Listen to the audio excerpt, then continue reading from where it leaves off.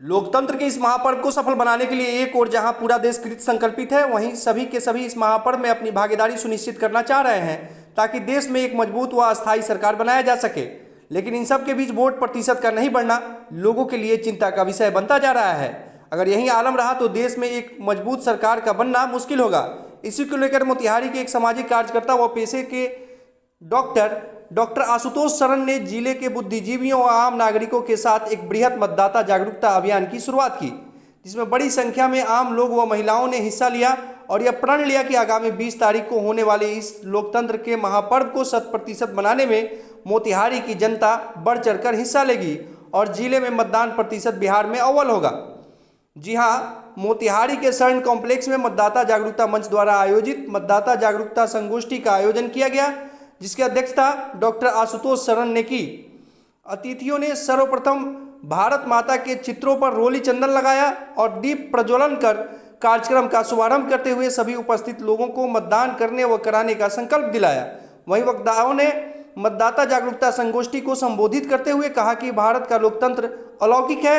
संविधान में सभी संप्रदाय के गरीब अमीर लोगों को समानता का अधिकार दिया गया है। किसी भी व्यक्ति को 2 मत देने का अधिकार नहीं है। लेकिन इस महापर्व पर हम जागरूक नागरिक बने और राष्ट्र के प्रति अपना कर्तव्य पूरा करते हुए उत्तम सरकार देने के लिए मतदान अवश्य करें। कार्यक्रम का क्या उद्देश्य था, क्या कार्यक्रम?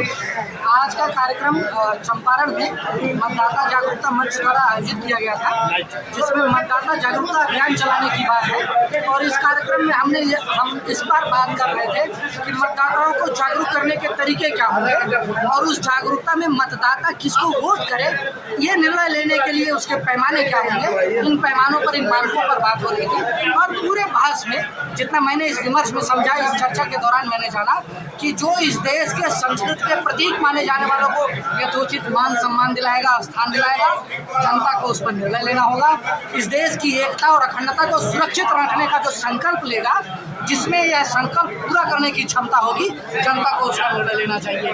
इस देश की पूरी शिक्षा की व्यवस्था में राष्ट्रीयकरण कैसे हो, कैसे वह भारतीय आवश्यकताओं के अनुरूप हो, इसके लिए जो नीति बनाएगा, जनता को उस पर विचार करना चाहिए। इस देश में बड़ी संख्या में जो आबादी बढ़ रही है, उसके लिए क्या निर्णय लिए जाए, कौन सी पॉलिसी बनेगी और कौन बनाएगा, इस पर विचार किया जाए।